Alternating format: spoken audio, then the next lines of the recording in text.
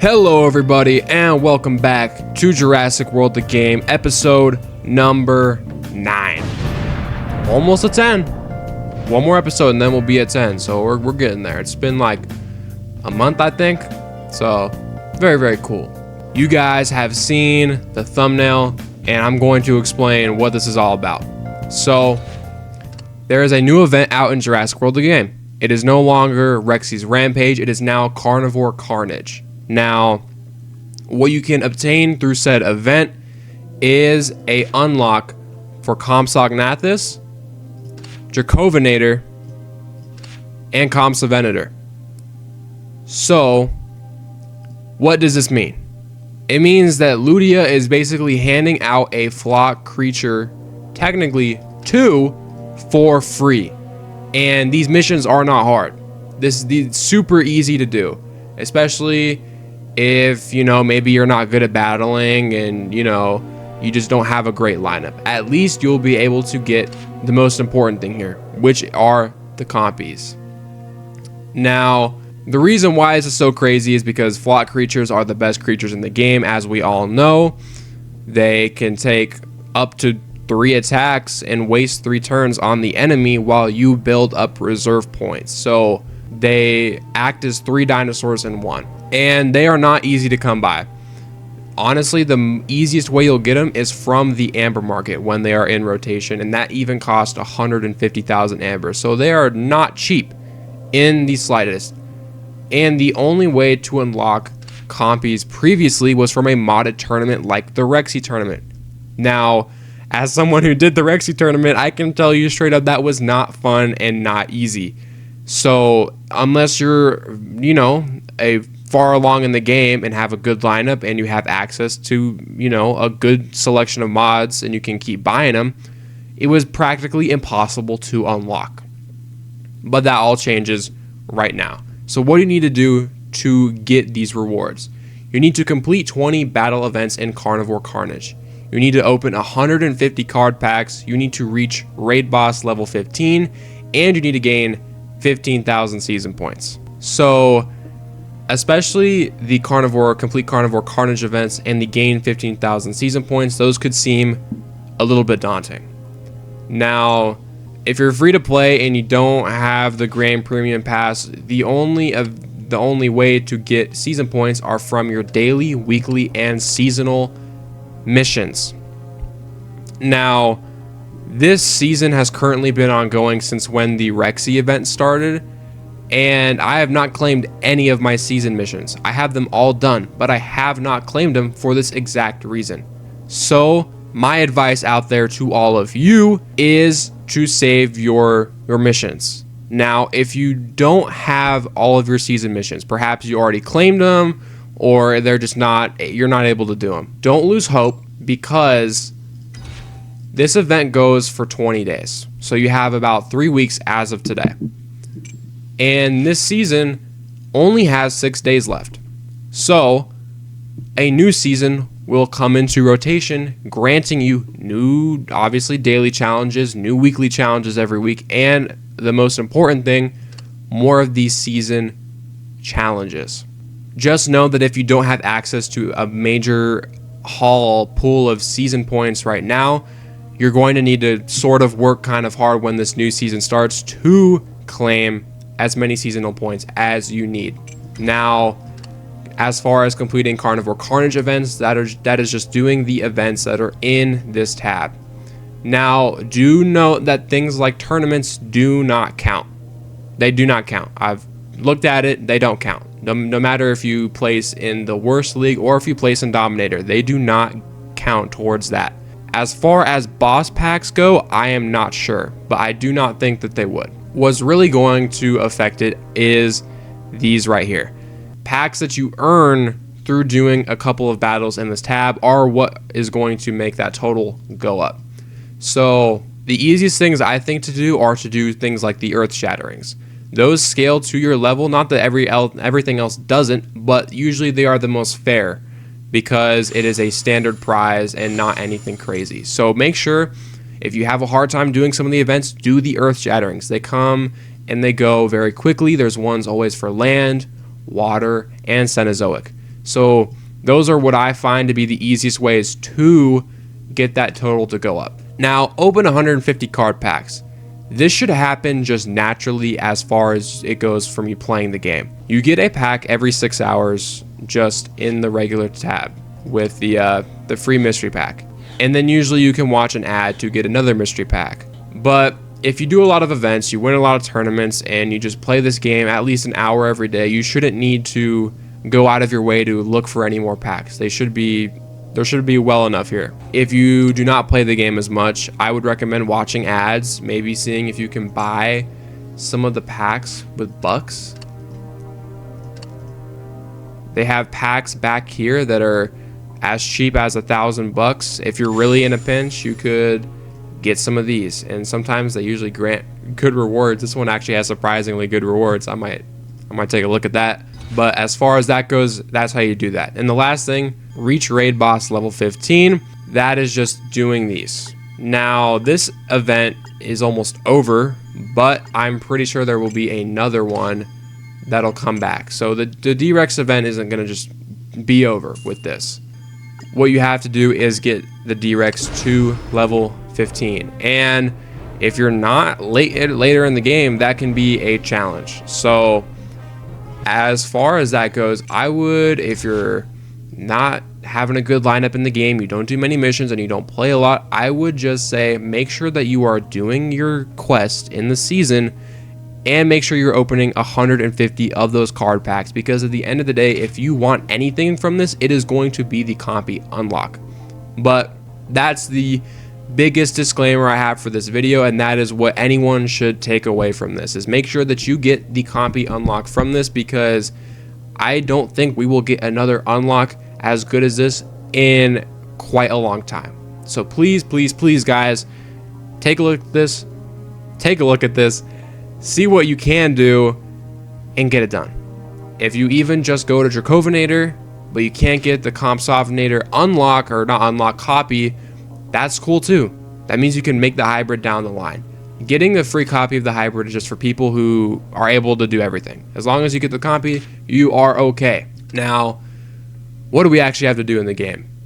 We have a lot of these events here, and I haven't done any of the battles for them, so they're probably not going to do those today. It would take a lot of time. We also have the Packy Rhinoceros tournament. Now, this is a 1300 cutoff, so not hard at all, and it makes Pachygalosaurus, which is a very, very good hybrid, has a lot of health, so we will of course be doing that. And I think next week is Therizinosaurus Gen 2. I heard, word on the street is that it's a 2,400 tournament, and this creature has a good amount of health, but not a lot of attack, as most herbivores go. So honestly, unless you're a collector and you just really want every dinosaur, I would steer clear of that, and I would just wait till whatever comes after. Only other thing we really have to do besides any of those is this. I accidentally bought a spare incubator for $100. So I threw in Stegoceratops because it's a very long fusing process. So here we have a level 30/40 Stegoceratops.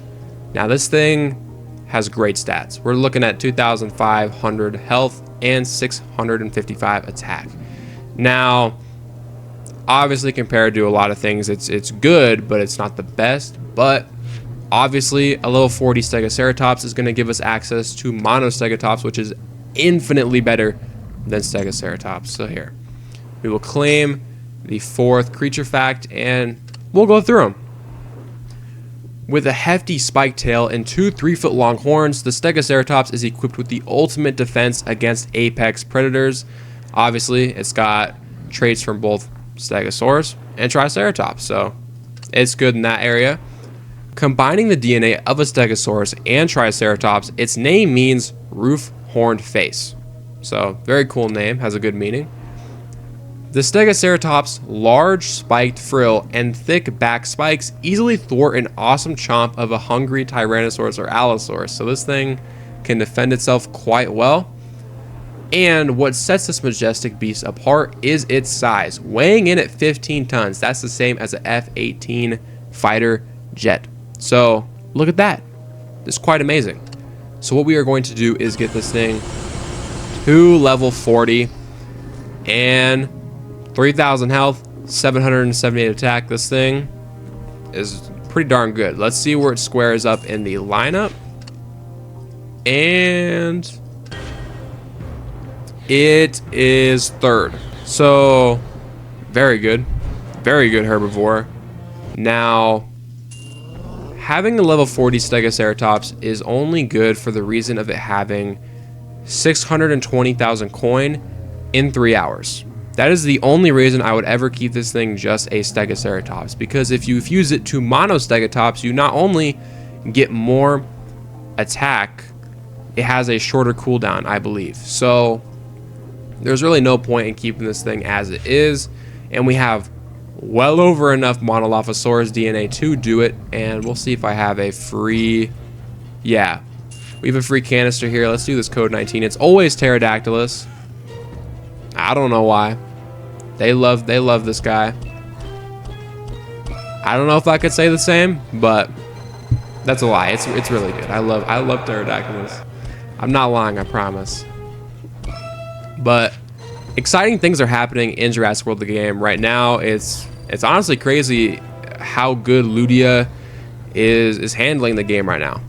We're getting a lot of good things right now, like the Troodon Collector's Exchange, obviously this event, and some decent tournaments. We're getting good hybrid ingredients. Last week we had Diploceraspis, and now we have obviously Pachyrhinosaurus, which both were easy tournaments and are going to make really good hybrids. So honestly, I don't think there's anything else I could ask for than, I don't know, maybe some better changes to the trade harbor.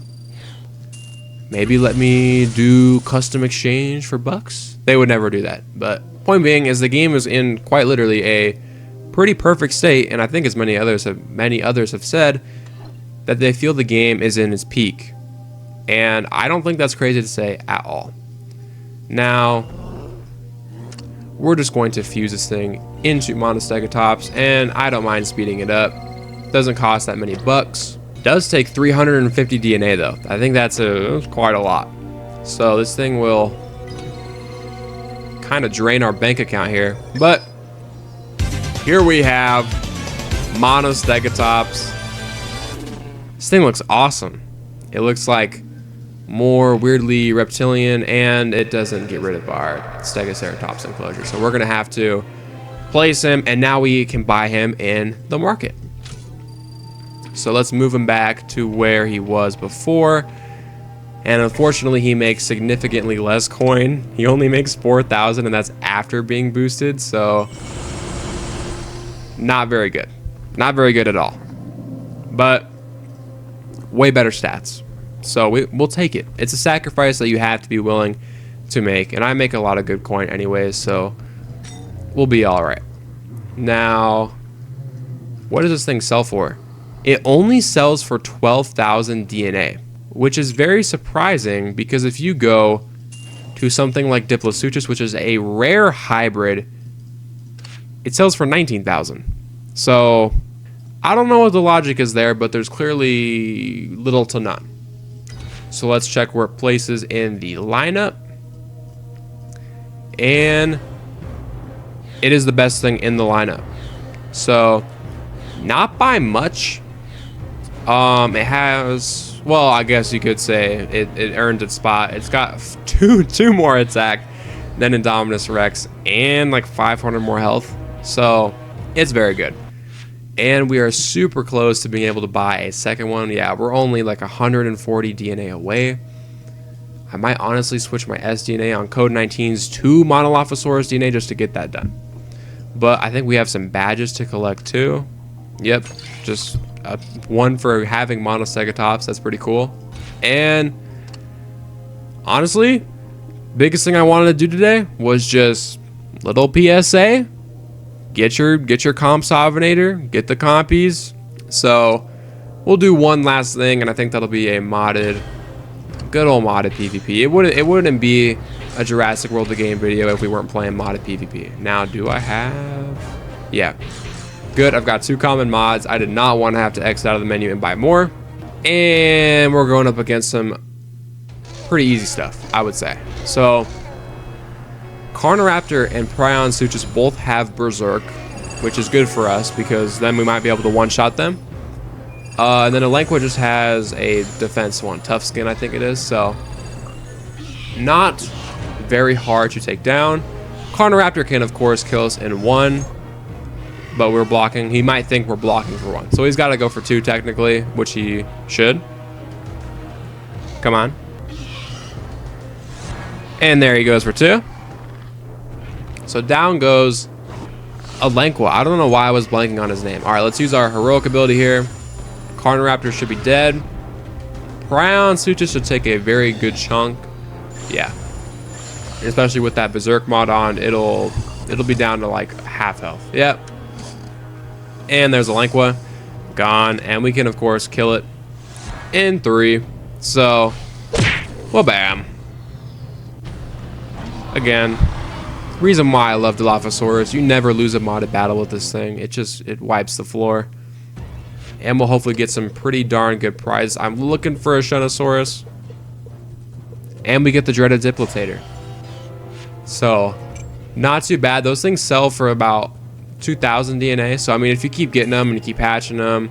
Here, let's change this to Monolophosaurus DNA. I will be doing the Pachyrhinosaurus tournament. I'm not too sure about Therizinosaurus Gen 2. Not that I don't have the time to do it. It's more of just, doing the tournaments every weekend can get a little bit tiring. I don't think anyone in the right mind has done every tournament ever. So if Therizinosaurus had a good hybrid or a good use, I would maybe reconsider it. But as far as I'm concerned, if the creature's not that great and it doesn't make something great, then there's really no point in getting it. Because all you can really do at that point is just reap the rewards from the Dominator pack or anything else. I mean, if you wanted to get to maybe Gold League and just stick with those rewards, that could be a different story. Like, I could go to Gold League and hope for a chance of Shunosaurus. Like, here. If we only were to make it to Gold League, do we have a chance? No. All you can get is Ichthyostega, Tyrannosaurus Rex, and Dunaeosaurus. So, yeah. Not really too worth doing that Therizinosaurus Gen 2 tournament if you're not even going to get like a creature you need for the Collector's Exchange. So, I'm going to say that's a no-go for me. But I hope you guys enjoyed this video. I hope you found it a little bit informational. And I hope you guys are able to get the COMPY unlock or Dracovnator, or even go as far to get Compsognathus. I know I will be trying to get Compsognathus, so stay tuned. And hopefully we'll have them by the time the event's over. Bye-bye.